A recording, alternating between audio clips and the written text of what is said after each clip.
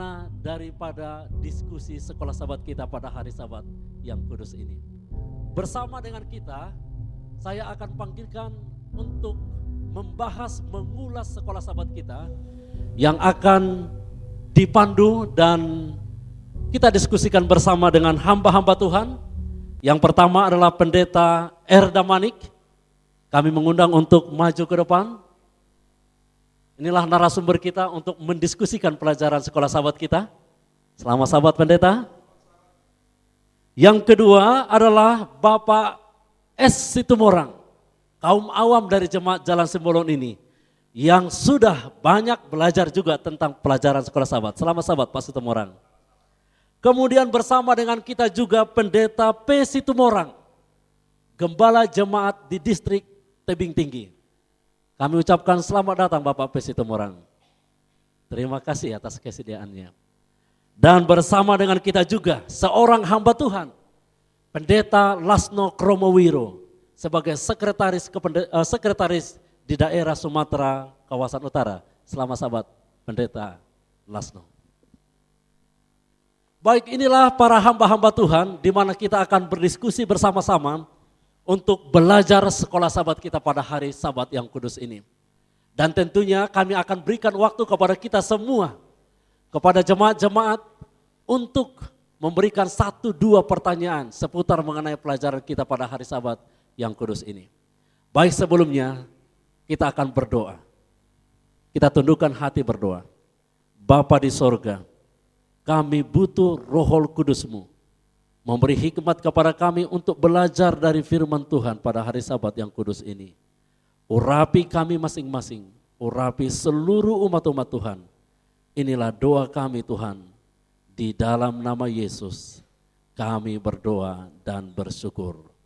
Amin.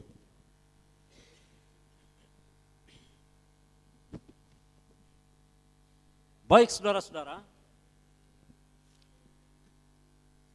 kita sudah tiba pada satu pelajaran yang sangat berharga sepanjang 1 minggu ini. Pelajaran kita adalah membahas mengenai janji tentang doa. Tentunya ini adalah sangat menarik, di mana kita setiap saat, setiap hari tidak bisa lepas dari doa. Karena apa? Karena doa ini adalah sangat penting. Dan karena doa ini adalah begitu luar biasa, menggugah hati kita dan membawa hidup kita lebih dekat kepada Tuhan. Dan kita akan belajar bagaimana pentingnya kita berdoa dan apa dahsyatnya kalau kita berdoa kepada Tuhan dan bagaimana kalau doa kita itu supaya dijawab oleh Tuhan. Bersama-sama dengan para hamba-hamba Tuhan yang sudah duduk di depan ini, kita akan kupas tuntas satu persatu dari setiap pertanyaan-pertanyaan yang akan saya sampaikan. Baik, saya ingin bertanya kepada hamba Tuhan Pendeta Lasno, satu pertanyaan yang sangat penting seputar mengenai doa ini. Nah, bisakah doa-doa saya benar-benar menggerakkan Allah untuk melakukan sesuatu yang Dia tidak ingin melakukannya? Apakah bisa doa saya itu benar-benar menggerakkan hati Allah? Dan inilah sangat penting untuk kita tanyakan pada saat ini. Saya berikan kesempatan ini kepada Pendeta Lasno. Terima kasih Pendeta Siagian. Ini adalah merupakan satu pertanyaan yang sangat bagus dan penting, dan bahkan ini sering kita tanyakan dalam kehidupan kita setiap hari. Bagaimana pengaruh doa itu? Ya, bagaimana pengaruh doa? Bapak Ibu serta saudara yang kasih dalam Tuhan, kita berdoa itu mempengaruhi diri kita sendiri dan mempengaruhi juga orang lain. Tidak lepas dari itu, doa kita juga mempengaruhi akan Tuhan. Ini jelas sekali Alkitab menyatakan. Ya, karena dalam pelajaran kita, nanti kita bisa baca sendiri di pelajaran hari Rabu, itu di alinea kedua, Alkitab dengan jelas sekali menyatakan bahwa doa kita mempengaruhi tindakan Allah. Ya, doa kita mempengaruhi tindakan Allah. Allah yang kita sembah, Allah yang kita puji, yang kita sujud kepadanya, yaitu Allah yang mempunyai emosi. Ya, mempunyai emosi sama seperti manusia.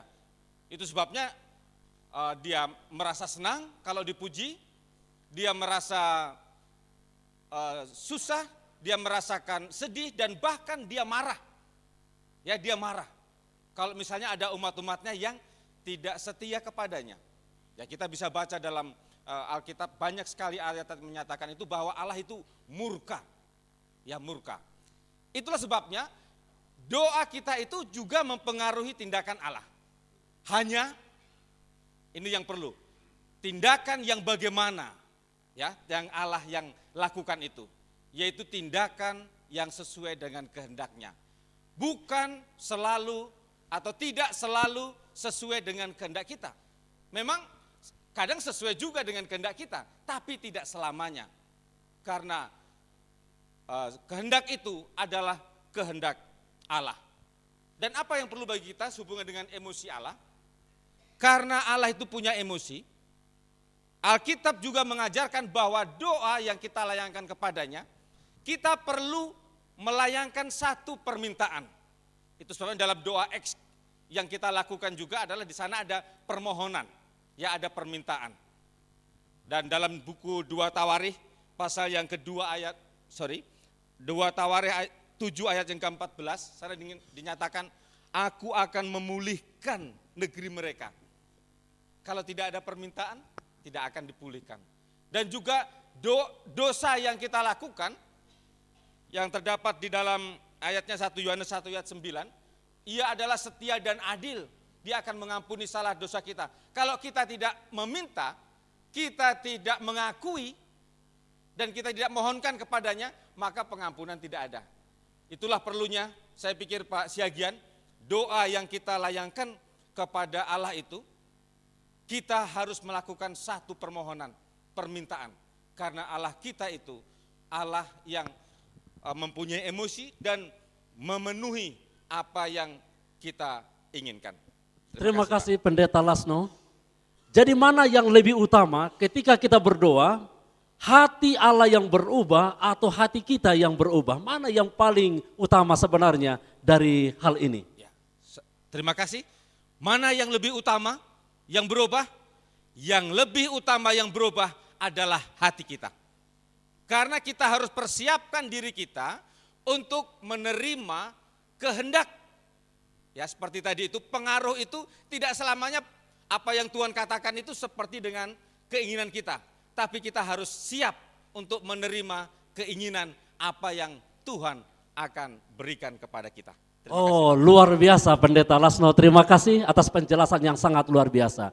Jadi jangan lupa saudara-saudara, Bapak Ibu sekalian dan orang-orang muda. Hal yang paling utama yang harus kita lakukan ketika kita berdoa, maka hati kita siap menerima perubahan. Ada banyak orang yang berdoa tidak siap menerima perubahan. Tetapi hati kita sangat penting untuk dirubahkan, diubahkan, menerima apa yang menjadi kehendak Allah. Terima kasih kepada Pendeta Lasno atas penjelasan yang luar biasa. Baik saudaraku yang kekasih dalam Yesus Kristus, saat ini saya ingin bertanya kepada Pendeta Erdamanik.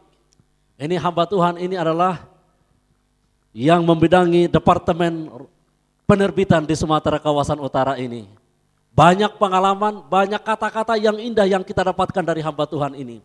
Saya ingin bertanya Pak Pendeta, ketika Yesus berada di dunia ini, Yesus adalah seorang pelaku doa. Dia adalah seorang yang sangat banyak berdoa. Ketika Yesus berada di dunia ini, pertanyaannya, sehubungan dengan doa, apakah yang Anda lihat dan menjadi pelajaran bagi kita, bagi kehidupan Yesus selaku anak Allah ketika berada di dalam dunia ini? Apa yang menjadi pelajaran dari kehidupan Yesus ketika dia berada di dunia ini sehubungan dengan doa? Saya serahkan kepada Pendeta Damanik. Terima kasih Pendeta Siagian. Ketika Yesus ada di muka bumi ini, kita diberikan sebuah teladan. Yesus mendemonstrasikan sebuah hidup yang penuh dengan doa. Dan ini merupakan satu pembanding bagi kita dalam hidup kekristenan kita, bahwa Yesus yang kehidupannya sempurna seturut dengan firman Allah begitu intens dalam berdoa, berhubungan dengan Bapanya. Dari sini kita bisa mengambil sebuah pelajaran bahwa hidup kita yang penuh dengan dosa ini tentulah sangat perlu lebih lagi dalam hal berhubungan dengan Tuhan, dengan Bapa kita melalui doa kita. Artinya bahwa kita harus memprioritaskan doa ini dalam hidup kita dan mengutamakannya, karena kadang-kadang sering bahwa hal-hal yang lain mengganggu jadwal kita untuk berdoa. Dan bahwa mungkin juga kualitas waktu dan pikiran kita dalam berdoa ini sering juga terkontaminasi. Jadi dari kehidupan Yesus ketika dia masih di muka bumi ini dulu, yang menjadi sebuah pelajaran bagi kita bahwa Yesus begitu intimnya berhubungan dengan Bapa di sorga melalui doa. Dan kembali saya tegaskan tadi bahwa itu adalah sebuah pembanding bagi kita. Apalagi kita, seharusnya tumbuhlah sebuah kesadaran bahwa kita harus lebih intensif lagi, lebih serius lagi dalam doa-doa kita hari demi hari. Saya pikir itu yang bisa saya berikan. Sekali lagi bahwa ketika Yesus di muka bumi ini, sekalipun hidupnya adalah sempurna, mengikut, seturut dengan firman Allah, tapi dia begitu akrab, begitu intens, sungguh-sungguh memiliki hubungan yang berkualitas dengan Allah Bapa melalui doa-doanya. Dan kembali saya katakan, pelajaran bagi kita adalah bahwa seharusnya kita harus lebih daripada itu lagi. Kembali saya kembalikan kepada Pendeta Siegian. Baik, terima kasih Pendeta Damanik. Dengan kata lain, ketika Yesus berada di dunia ini, dia mempunyai kualitas yang sangat banyak berdoa. Doanya itu adalah tujuannya adalah menciptakan hubungan yang lebih akrab kepada Tuhan. Dan tentunya ini satu pelajaran yang sangat penting untuk kita tiru saudara-saudara. Supaya dengan demikian kita mempunyai banyak waktu berhubungan dengan Tuhan. Dulu ketika Yesus di dunia ini, dia adalah seorang pendoa. Tetapi saat ini tentunya Yesus adalah seorang penerima doa kepada kita. Dan itulah sebabnya kita sering berdoa dalam nama Yesus Kristus. Terima kasih kepada Pendeta Damanik atas penjelasan yang sangat luar biasa. Semoga ini juga bermanfaat bagi kita semua. Bagaimana kita tetap berhubungan dengan Tuhan di dalam doa kita.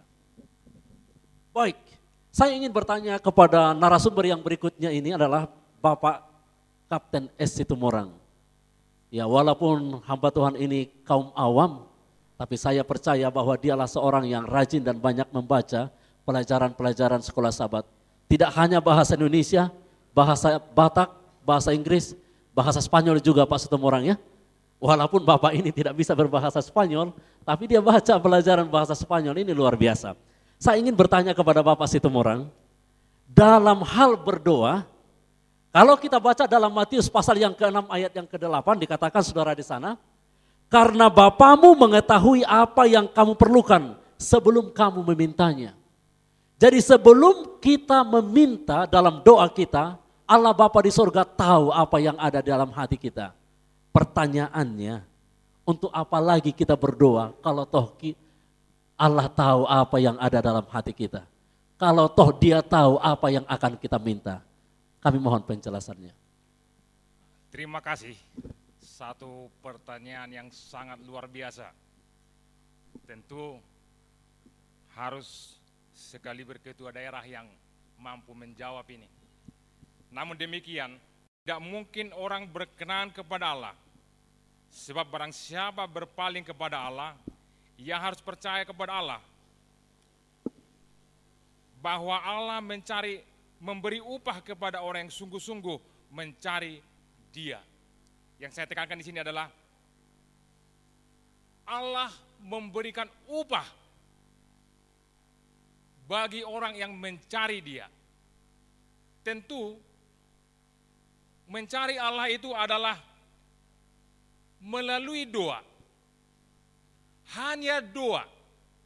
Kita tahu tanpa doa kita tidak dapat mengenal Allah. Bila mana ada masalah di dalam diri kita, saya yakin saudara-saudara pasti mempunyai kesaksian masing-masing. Bila mana ada kesukaran, ada problem, dengan doa, saudara pasti menemukan jawabnya. Oleh karena apa? Saudara dan saudari menemukan di dalam diri Allah hadir Roh, hadir Tuhan di dalam kepribadian saudara. Kita tidak bisa mencari Allah dengan berdiam saja. Memang ada orang berdoa di tempat-tempat yang terang, supaya orang mendapat pujian dari orang yang melihat. Tetapi Yesus tidak seperti itu. Diajarkan kepada kita, bila mana kamu berdoa, tutuplah pintumu. Jangan tahu orang. Dan berdoa tidak berkeputusan. Dengan demikian, maka kita setiap hari mati di dalam diri kita, dan hadirlah Tuhan setiap saat yang membangun kita, yang menggerakkan kehidupan kita. Karena doa adalah minyak, karena doa adalah semangat di dalam kehidupan kerohanian, sehingga kita dekat kepada Kristus. Saya kira demikian Bapak Pendeta. Oke, terima kasih atas penjelasan yang sangat penting. Dengan kata lain Bapak Situmorang, bahwa kita berdoa tidak hanya sekedar memberitahu isi hati kita kepada Tuhan, bukan? Betul. Karena betul, Tuhan itu sudah tahu jauh sebelum kita meminta, Dia tahu apa di hati kita, Dia tahu permohonan kita. Jadi ketika kita berdoa, bukan hanya informasi dari hati kita kepada Tuhan, tapi kita berdoa menunjukkan bahwa kita beriman kepada Tuhan. Kira-kira demikian ya. Ya, terima kasih. Jadi satu tambah sedikit, bahwa Raja Daud merasa terhibur di dalam pelariannya oleh karena dia berdoa. Demikian. Baik, terima kasih. Jadi dengan demikian saudara-saudara yang Tuhan kasihi, bahwa ketika saudara berdoa kepada Tuhan, lalu saudara merasa apakah doa saya dijawab oleh Tuhan atau tidak, jangan takut. Yang terpenting dalam doa adalah saudara berdoa di dalam iman kepada Tuhan. Ini harus kita imani. Kita berdoa di dalam iman. Dijawab tak dijawab, berdoalah terus kepada Tuhan. Karena itu adalah hubungan yang akrab kepada Tuhan. Baik, saya ingin bertanya kepada hamba Tuhan Pendeta P. Situmorang. Ini hamba Tuhan sudah jauh-jauh datang dari tebing tinggi. Sengaja datang pada pagi ini untuk memberikan penjelasan. Kira-kira pendeta, apa syarat-syarat doa yang dijawab oleh Tuhan? Karena ada doa yang dijawab, ada doa yang tidak dijawab. Apa syaratnya supaya doa kita dijawab oleh Tuhan? Silakan Pendeta Situmorang. Baiklah, doa adalah merupakan satu proses. Perlu kita ketahui, kita perlu menghidupkan doa kita. Selama ini mungkin saja kita hanya berdoa untuk kehidupan kita, tapi itu saja belum cukup. Perlu menghidupkan doa-doa kita. Yang berikut, dalam Kebahagiaan Sejati halaman 108 dikatakan, satu saja dosa yang kita sadari akan menghambat jawaban doa kita. Doa tidak akan terjawab satu saja dosa yang kita sadari kita lakukan terus menerus. Selanjutnya dikatakan kita perlu mencari sekuat tenaga jawaban doa itu. Mengetahui dengan pasti apakah sayakah yang salah. Banyak orang kalau doanya tidak dijawab mereka menyalahkan Tuhan karena doa tidak dijawab. Sekarang kita tanya, adakah yang masih salah dengan diri saya? Ada yang kurang dengan rumah tangga saya? Dalam pelajaran kita pada saat ini ada beberapa yang perlu saya sampaikan sehubungan dengan jawaban doa Bapak Siagian? Ya, yang pertama, di dalam Ibrani pasal 10, orang yang berdoa harus hidup benar. Hidupnya harus benar. Selanjutnya di dalam Lukas pasal 9, orang yang berdoa itu ada penyangkalan diri. Sama seperti yang disebutkan Bapak Situmorang tadi, mati terhadap diri sendiri. Ada satu cerita di sini, seorang umat Tuhan, bila mana dia makan banyak, apa yang dia suka dia makan, ya. Sebanyak-banyaknya dia makan, lantas setelah habis makan banyak, sampai di rumah dia berteluk berdoa, Tuhan tolonglah saya supaya saya bisa langsing. Tetapi dia makan sebanyak-banyaknya. Ada yang dilanggar, tetapi dia meminta supaya langsing kepada Tuhan. Dalam pelajaran ini, Lukas pasal 9 ada penyangkalan diri. Penyangkalan ini pola hidup makan, pola makan, pola berpikir. Yang berikut Bapak Siagian, yang perlu saya sampaikan dalam Yohanes 14 ayat 15. Orang yang berdoa itu harus menuruti perintah Allah. Bila mana kita ingin doa-doa kita dijawab, turut perintah Tuhan. Satu lagi yang perlu saya tekankan bagi kita semua jemaat yang Tuhan kasihi, pemirsa di rumah, bila mana doa kita perlu dijawab oleh Tuhan, ya, ada satu yang salah mungkin terjadi di rumah tangga kita. Dalam 1 Tesalonika 4 ayat 3, doa suami harus benar kepada istri. Doa istri benar tentang suami. Kenapa doa keluarga tidak dijawab, saudaraku? Karena suami tidak hidup suci, tidak menjaga hubungan pernikahan itu di rumah. Kekudusan rumah tangga tidak dijaga di rumah. Makanya doa di dalam rumah tangga itu mungkin terhalang. Ya, doa suami kepada istri sudah aneh-aneh. Doa istri kepada suami sudah aneh-aneh. Kapanlah mati istriku ini, lama sekali ini sakit. Ya. Sekuat apa kita berdoa untuk meminta kebahagiaan, tapi kalau doa kita sudah aneh di rumah tangga, mungkin saja anak terhadap orang tua doanya sudah lain. Di dalam rumah tangga, agar doa kita dijawab oleh Tuhan, perlu hubungan yang harmonis di rumah tangga. Kira-kira demikian mungkin Bapak Siagian, syarat-syarat agar doa kita dijawab oleh Tuhan. Kita perlu menuruti bagian-bagian yang saya sebutkan tadi. Tuhan akan menjawab doa-doa kita. Baik, terima kasih kepada Pendeta Situmorang. Saya menangkap tadi bahwa penjelasan yang diberikan oleh Pendeta Situmorang, bahwa orang yang berdoa adalah orang yang hidup. Betul? Dan orang yang tidak hidup tentunya tidak bisa berdoa. Betul? Iya. Jadi orang yang hidup itulah yang berdoa. Orang yang tidak hidup tidak mungkin bisa berdoa. Tapi ingat, tidak cukup hanya mendoakan hidup, tapi hidupkan doa itu. Jadi dengan kata lain, orang yang hidup adalah orang yang berdoa supaya doa kita dijawab oleh Tuhan. Menghidupkan. Hiduplah sesuai dengan doa yang kita sampaikan Begitu. kepada Tuhan. Iya. Luar biasa. Terima kasih atas penjelasan yang amat indah dan luar biasa yang diberikan oleh hamba-hamba Tuhan ini. Baik saudara-saudara yang Tuhan kasihi, siapapun Anda, siapapun kita, orang tua, orang muda, anak-anak yang ingin memberikan 1-2 pertanyaan, saya akan langsung berikan kepada kita semua secara langsung. Ini siaran langsung dan di sini hamba-hamba Tuhan bersedia menjawabnya. Pakar-pakar yang sudah kita asingkan untuk menjawab seputar mengenai doa. Barangkali ada 1-2 pertanyaan. Pendeta Kai Ginting dan Bapak Simanjuntak 2 dulu. Singkat, padat, dan jelas. Bertanya atau memberikan penjelasan Pak Ginting? Bertanya, tolong kasih mic sama dia. Oke. Berdiri Pak supaya semua orang lihat.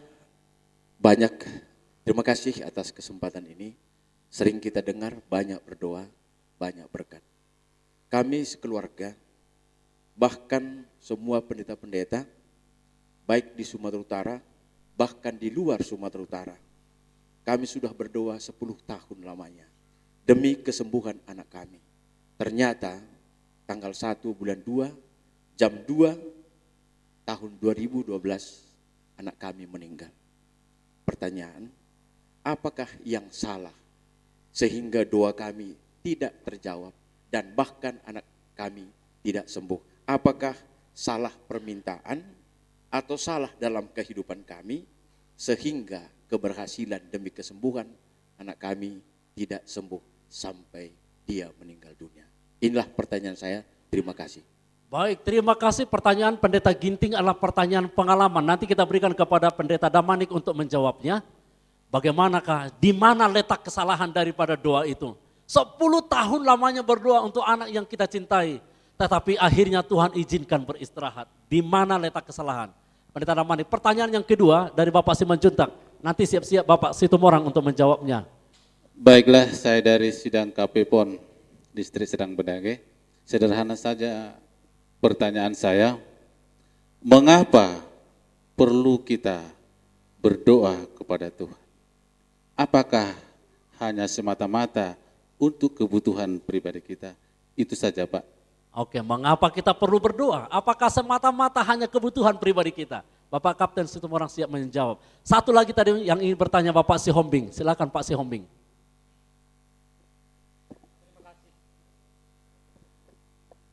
Saya membaca banyak Alkitab, jadi ada saya baca dalam Yohanes 4:24, Allah itu roh, yang menyembah Allah itu harus menyembah dengan roh dan kebenaran. Yang kedua, Elisa berdoa sama dengan kita, dia meminta hujan, Tuhan kasih, dia meminta kemarau 3 tahun 6 bulan, dia kasih. Kenapa Elia? Kenapa kita umat Tuhan sekarang banyak kegagalan? Saya kira ada pertanyaan saya seperti yang dibilang Bapak Ginting tadi, karena saya juga memiliki hampir-hampir seperti itu. Tapi jawabannya juga ada dalam hatiku. Selama aku menjual buku 13 tahun, doaku apa saya minta, Tuhan kabulkan. Tetapi pada akhir zaman ini seperti ada kesedihan di dalam hatiku. Karena itulah saya seperti dia terjawab. Kenapa umat-umat Tuhan sekarang ini banyak kecewa. Begitulah pertanyaan. Pertanyaannya, mengapa banyak umat Tuhan kecewa karena doanya tidak dijawab? Ya, seperti itulah pertanyaanku. Pendeta Situmorang akan siap menjawabnya. Saya berikan waktu ini kepada Pendeta Damanik untuk memberikan penjelasan singkat, padat dan jelas. Silakan Pendeta.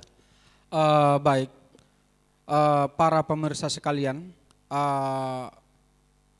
kita tentunya sudah tahu bahwa jawaban doa itu ada 3, kan begitu? Ya, tunggu, tidak. Nah, itu sudah merupakan suatu hal yang harus kita ketahui sebagai orang Kristen. Dalam hal di mana seorang anak yang kita kasihi sudah 10 tahun kita bawakan dalam doa. Dan semua penjuru sesama umat Tuhan sudah membawakannya dalam doa. Loh, tapi jawabannya tetap berbeda.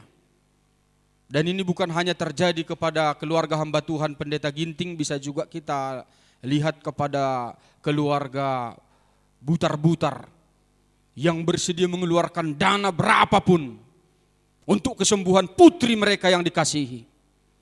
Tapi kok hasilnya begitu, ya? Ini dia.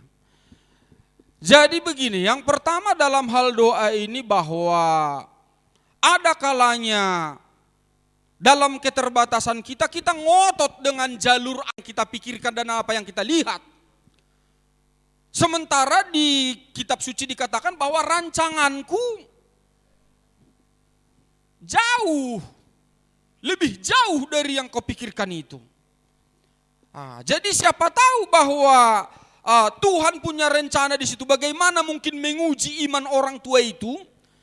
Seperti si Ayub kan, Ayub ini seorang yang saleh, tapi anaknya harus, kita pinjam dulu istilah bahasa, ditebas habis. Apa yang salah? Tidak ada yang salah. Ini permainan di balik layar karena iblis menuduh bahwa Ayub itu setia oleh karena doanya selalu dijawab. Karena Ayub ini dibentengi dia selalu dengan berkat-berkat. Coba cabut itu berkat-berkat itu. Coba biarkan dia duduk di kursi kekecewaan. Bagaimana? Kadang Tuhan, aduh gimana ya, kalau dia kuproteksi, apa nanti dibilang iblis? Gak berani kau, mangkakan semua orang nyembah kau karena kau sogok mereka dengan berkat-berkat itu. Coba cabut itu berkat-berkat itu.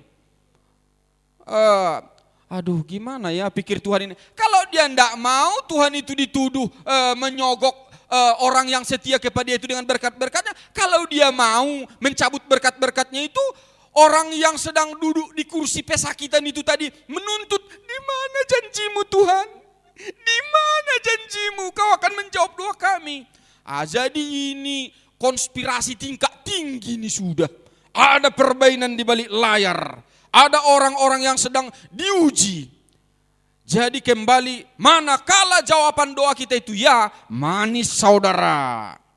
Tapi kalau jawaban doa kita tidak, hendaklah kita nyanyikan, apapun nasibku aku berseru, baiklah, baiklah bagiku. Sebab engkaulah Tuhan pemilik kami yang sanggup menghidupkan siapapun umat-umat Tuhan. Sekalipun mereka diizinkan beristirahat, kita punya satu pengharapan. Jadi kepada keluarga yang mengalami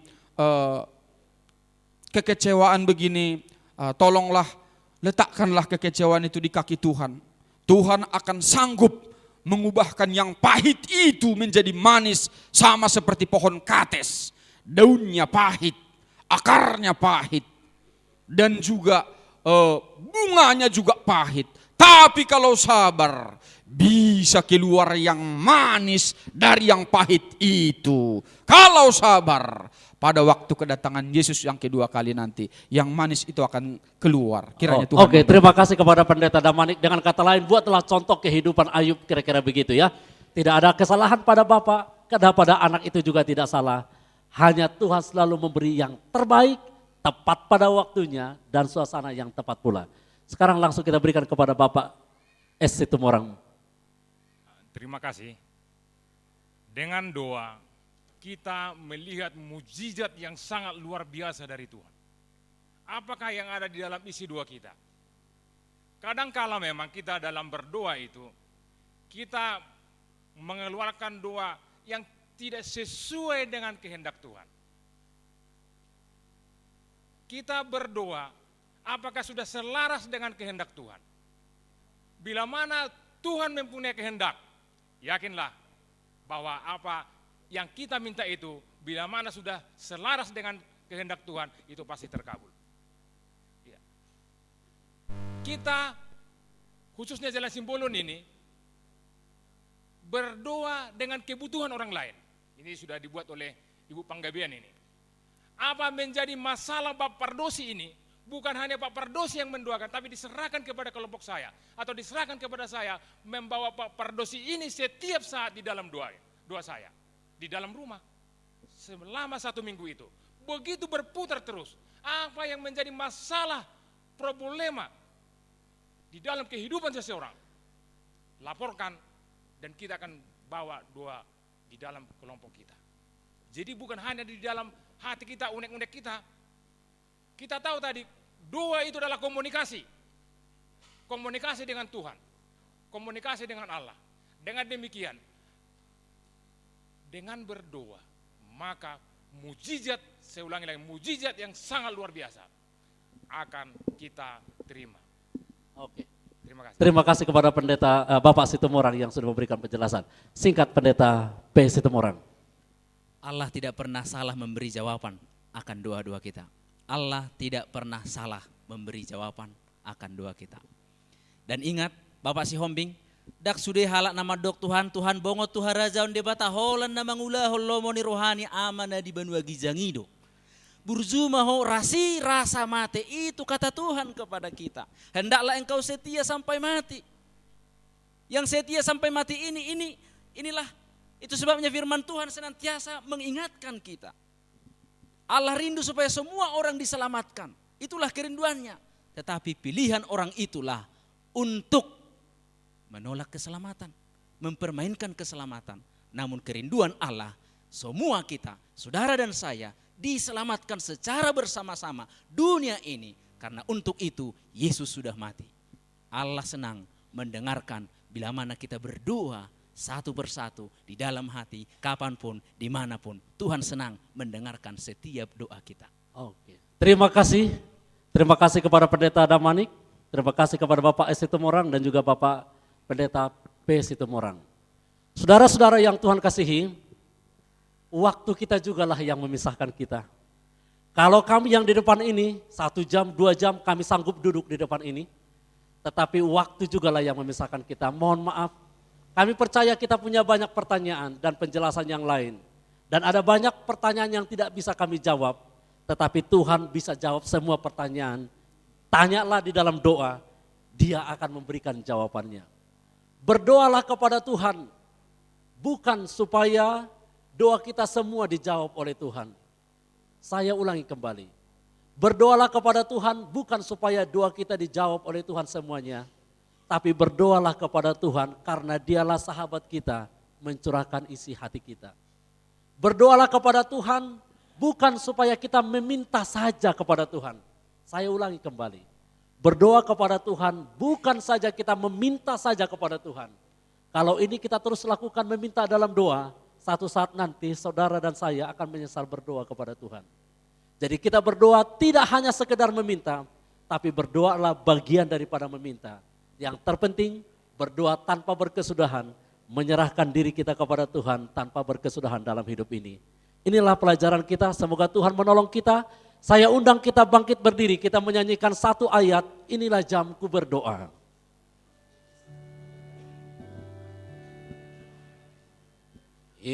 Inilah jamku berdoa, sungguh sedaplah rasanya menghampir pada Bapaku dan nyatakan kehendakku. Jika datang kesusahan, jenis-jenis pencobaan,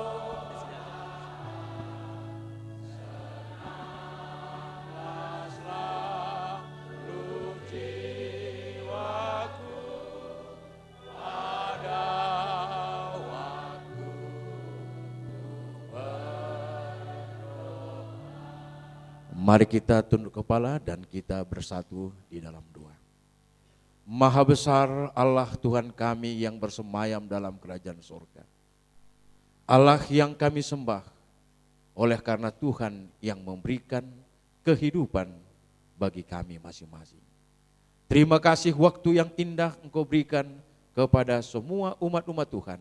Secara khusus saudara-saudara kami yang memberikan pelajaran melalui diskusi sekolah sahabat pada hari ini. Biarlah melalui pelajaran ini Tuhan, kami tidak bosan-bosannya dan tidak putus-putusnya melayangkan doa kepada Tuhan. Sehingga kehidupan kami layak di hadapan-Mu. Terima kasih Tuhan karena Engkau telah mendengar doa ini. Dan biarlah kasih-Mu menyertai kami dan melanjutkan acara kami selanjutnya. Dalam nama Yesus kami berdoa. Amin. Baik, terima kasih. Saat ini kita langsung berikan kepada hamba Tuhan Pendeta Tarmidi.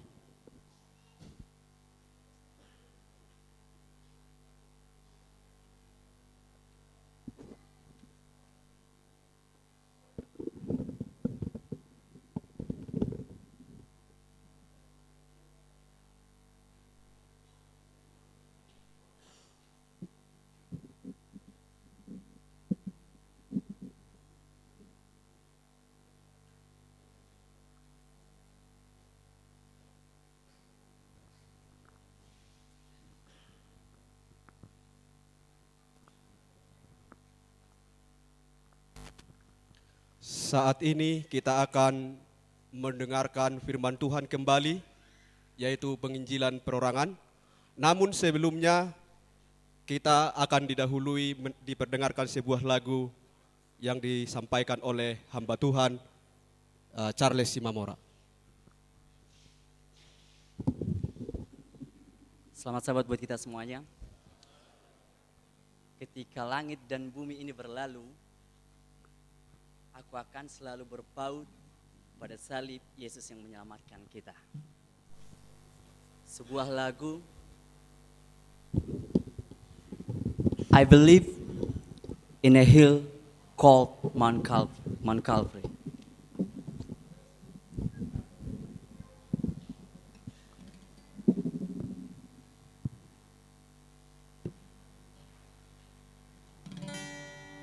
And when time has surrendered and earth is no more, I'll still cling to the old rugged cross. I believe that this life with its great mystery surely one day will come to an end. But faith will conquer the darkness and death, and will lead me at last to my friend.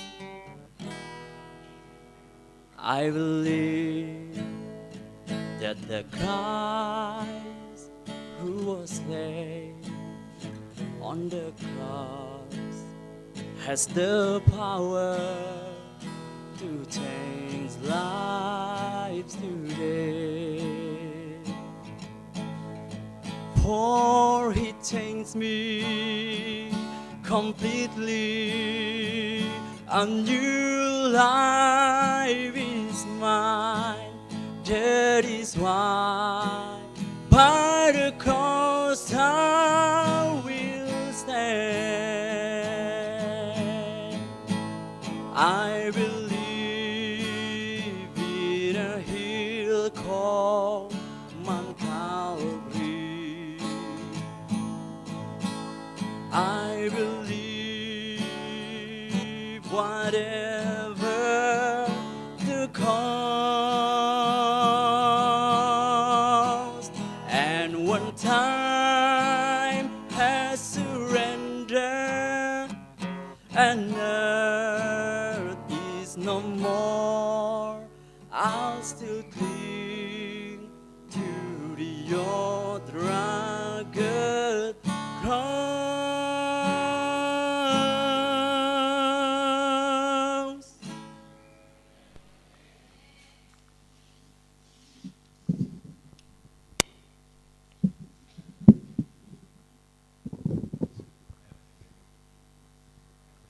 Akar pelayanan perorangan. Saudaraku yang dikasihi Tuhan, firman Tuhan menyatakan, apa yang ada di hati inilah yang akan terungkap. Menurut Lukas pasal 6 ayat 45.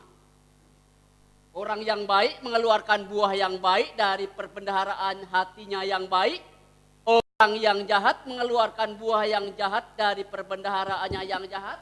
Karena apa yang diucapkan mulutnya atau apa yang dilakukan meluap dari hatinya.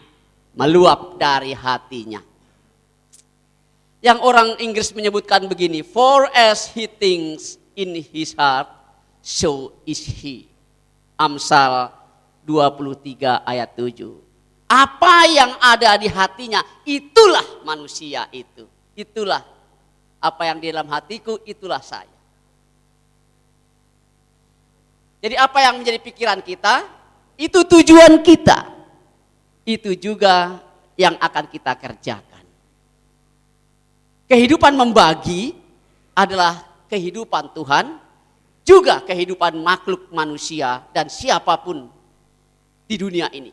Semua memberi. Kalau dituntut memberi, apa yang dapat kita beri? Yakni apa yang kita miliki. Waktu, tenaga, pikiran, pengalaman, iman, firman Tuhan, dan itu ada di hati. Kalau kita mau, akan kita lakukan. Kalau memang tidak, apapun tidak akan bertindak. Itulah akar pelayanan itu. Di dunia evangelisasi ada hanya terbagi dua. Apa yang disebut public evangelism dan personal evangelism. KKR, Pekan Doa, KPA, dan kegiatan-kegiatan umum dan kegiatan perorangan. Sebelum umum biasanya perorangan. PP atau pelayanan perorangan, KPA, di rumah, di kantor, di toko, di mana saja, di tempat pekerjaan, di ladang, di kebun, di mana saja. Berapa waktu yang lalu, daerah ini baru pesta rohani besar di Tanah Karo. Pendeta Dr. Gulvan Junior dari SSD memimpin KKR. 166 jiwa di Tanah Karo. Hati seluruh umat di Tanah Karo, hati seluruh pimpinan daerah, staf daerah bersatu di sana untuk melayani pekerjaan ini. Hasil 166 itu paling tidak 30 dari lapas penjara, 48 dari sekolah-sekolah, dan 88 lainnya dari gereja-gereja jemaat dan tamu-tamu. Yang saya ingin bagikan sehubungan dengan jiwa yang 48 ini. Sungguh sudah datang di gereja, di sekolah. Sudah siap untuk dilatih, diajar. Orang tuanya sudah menghantarkan. Orang tuanya ada di rumah-rumahnya. Apa yang jemaat dapat buat? Apa yang guru-guru dapat buat? Apa yang setiap insan, anggota, umat dapat buat? Untuk mengunjungi orang tuanya? Di tempat ini begitu banyak. Ada 75 atau 78 siswa kita, paling tidak ada 50 kakak. 50 kakak kalau 2 orang sudah 100 orang. Yang kalau itu digarap 1 tahun oleh 200 anggota jemaat. Tiap minggu, tiap sabat, tiap bulan dikunjungi, dilawat, sudah datang mereka. Ini kebetulan yang saya saksikan adalah Aji Jahe 5 jiwa. Itu hanya SD. Kebetulan Bapak Damanik tadi yang memimpin pekan doa. Kami bagi-bagi 5 pendeta, ada yang di Sumbul, ada yang di Lorakit, ada yang di Jahe, ada di tempat-tempat lain. SD yang notabene ini dianaktirikan, kecil kamu, anak-anak kecil, tapi 5 jiwa, paling tidak 6 SD, kelas 6 SD, dan 2 orang tua yang setiap saat mengunjungi sekolah itu, ditemui oleh gurunya, ditemui kepala sekolah, dikunjungi oleh pendeta di rumahnya, dilawat oleh anggota-anggota kerja, 2 jemaat ditambah, 2 umat Tuhan ditambah. Pelayan perorangan dimulai dari pertemuan perorangan. Di Aji Jahe 5 jiwa. Kita akan berikan apa yang kita miliki. Dan kunci dari keberkepasan PP adalah memiliki minat. Kalau kita nggak punya hati, tidak mungkin. Hati kita harus lebih dahulu diserahkan kepada Tuhan. Kalau kita nggak pernah meminta kepada Tuhan, tidak mungkin Tuhan berikan. Roh yang lain yang akan digunakan menemui orang lain, gosip dan lain-lainnya. Berbagi pengalaman, cinta sesama, membuktikan bahwa kita akan menyelamatkan dan menolong orang lain. Itu sebabnya doa sangat penting agar kita diberikan kuasa.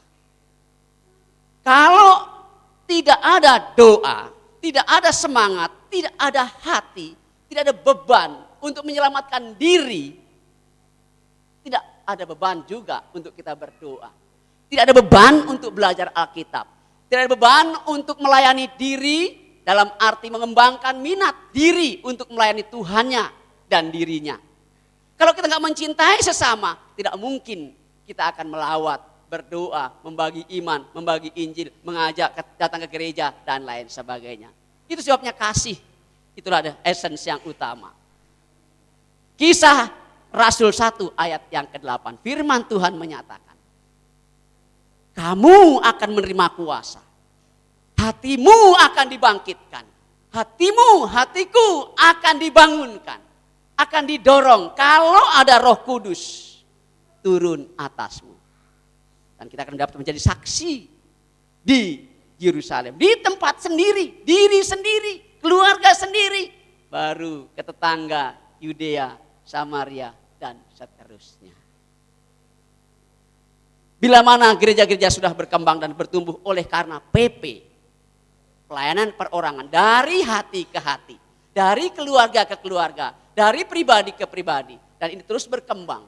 Bagaimana jemaat kita di mana kita berada?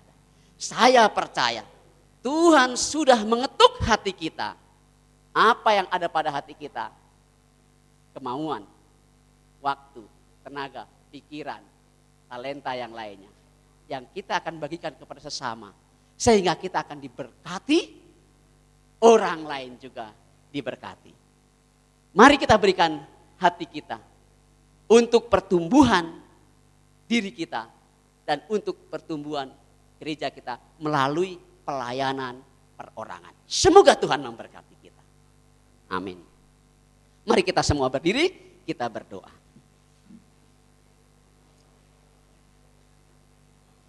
Bapa Tuhan kami yang bertahta di sorga, Engkau telah mengaruniakan kepada kami banyak berkat. Engkau juga mengajak kami untuk membagi apa yang ada pada diri kami, yakni keselamatan dan iman yang Tuhan sudah karuniakan. Kehidupan kekal yang Tuhan telah karuniakan. Bapa, ajar kami bertumbuh dalam kasih-Mu dan memperkembangkannya kepada orang lain. Sehingga diri kami dapat diselamatkan, bersukacita, berbahagia, dan orang lain juga dapat berbahagia dan dapat diselamatkan oleh pelayanan kami pribadi melalui pelayanan perorangan. Gereja Tuhan bertumbuh, nama-Mu dimuliakan. Kami berdoa dan menyerahkan ini semua dalam nama Tuhan Yesus Juru Selamat kami. Amin. Silakan duduk kembali.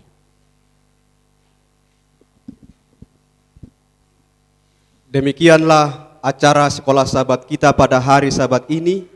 Kami yang melayani menyampaikan selamat sahabat. Saat ini kami akan berikan waktu kepada Ketua Jemaat Jalan Simbolon.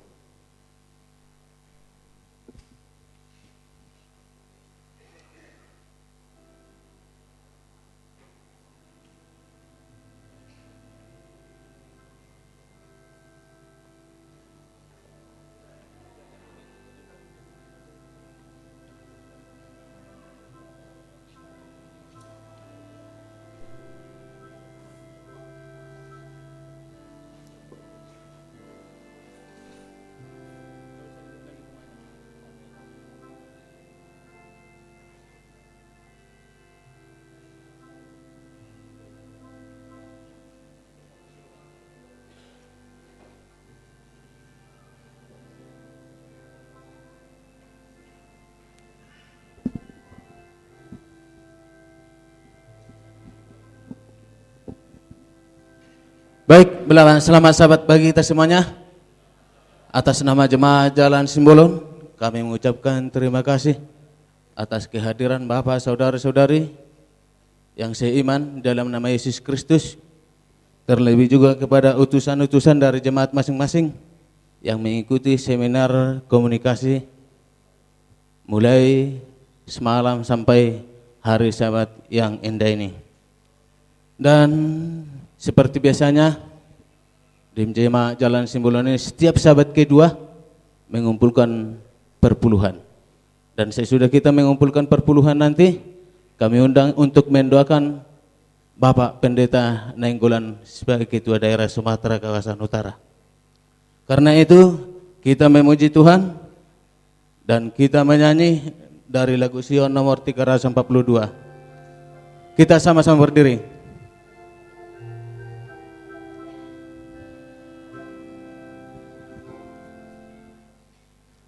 dengar sabda Allah dalam firman-Nya, bawa segala perpuluhanmu, penuhilah perbendaharaanku. Demikian sabda Allah, bawalah segala perpuluhan, cobailah akan Allahmu, Allah akan curahkan berkat yang tidak sempat lagi kamu taruh. Adakanlah penyerahan baginya, bawa segala perpuluhanmu. Pintu langit Tuhan akan membuka, curahkan berkat yang limpah. Bawalah segala perpuluhan, cobailah akan Allahmu, Allah akan curahkan berkat yang tidak sempat lagi kamu taruh. Ayat 3. Maukah engkau terima kuasa Roh Allah, bawa segala perpuluhanmu. Kuasa iblis di hadapanmu, kala penyerahanmu sempurna. Bawalah segala perpuluhan,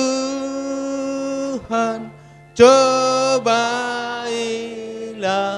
akan Allahmu, Allah akan curahkan berkat yang tidak sempat lagi kamu taruh. 4. Serahkan pujian bagi Allah setelah bawa perpuluhanmu. Nyanyi haleluya dari hatimu setelah terima berkat-Nya. Bawalah segala perpuluhan, cobailah akan Allahmu, Allah akan curahkan berkat yang tidak sempat lagi kamu taruh. Mari kita bersatu dalam doa. Oh Bapa kami Allah yang di sorga, di tengah-tengah acara perbaktian di rumah ibadah ini, kami sebagai umat-umat-Mu, pelayan-pelayan-Mu, menyatukan hati, datang beribadah kepada Tuhan. Dan secara khusus pada kesempatan ini, pimpinan jemaat kami telah mengundang kami sebagai anggota-anggota jemaat untuk menyerahkan persepuluhan dan persembahan terbaik. Ya Bapa, kami sebagai umat-umat-Mu sudah datang sebagaimana kami ada, dengan berkat-berkat yang Engkau curahkan melalui usaha dan pekerjaan serta rezeki yang Engkau beri. Bapa di sorga, biarlah sebagaimana telah kami datang ke depan ini, menyerahkan persepuluhan dan persembahan. Bukalah tanganmu yang penuh kasih itu untuk menerima persepuluhan dan persembahan yang telah kami serahkan. Dan oleh kasih karunia Tuhan, engkau memberkati ini, sehingga bila mana diserahkan kepada perbendaharaan rumah Tuhan, hamba-hambamu akan dapat menggunakan demi memuliakan nama Tuhan dan menopang pelayanan penginjilan khususnya di daerah Sumatera kawasan utara. Bapa, kami sebagai pelayanmu memohon kepadamu, kiranya tanganmu yang penuh kuasa, penuh berkat itu melindungi dan memberkati setiap pribadi dan utusan keluarga yang telah menyerahkan persepuluhan dan persembahan mereka. Biarlah hati mereka diterima dan hati kami, hidup kami diterima menjadi persembahan yang hidup. Uang yang masih ada bagi kami, kiranya Tuhan beri kepada kami hikmat untuk menggunakannya, sehingga itu pun membawa sukacita bagi kami dan lebih menghargai berkat-berkat Tuhan yang Engkau beri dan yang akan kami terima sesuai dengan kasih sayang-Mu. Memberkati semua umat-Mu dalam usaha pekerjaan mereka. Biarlah mereka bekerja dengan sungguh-sungguh, dengan sehat dan dengan tulus. Dan Tuhan membuka tingkap-tingkap langit untuk melipat gandakan berkat-berkat-Mu sebagaimana janji-Mu dalam kitab-Mu. Bila mana kami mau menyerahkan, maka kami akan menguji Tuhan. Dan oleh sebab itu, biarlah untuk hari-hari mendatang, berkat-Mu akan berlipat ganda, bukan hanya materi, tetapi juga berkat rohani untuk meneguhkan iman kami di dalam menyiapkan diri kepada kedatangan Yesus yang kedua kali. Memberkati acara kami selanjutnya, Roh-Mu yang mengurapi, khususnya hamba-Mu Pendeta S. Simorangkir yang akan mewakili Tuhan di dalam menyampaikan firman-Mu. Terpujilah nama-Mu, karena hari ini Engkaulah Allah kami, dan kami sebagai umat-umat-Mu, di dalam nama Yesus Kristus kami persembahkan doa ini. Amin.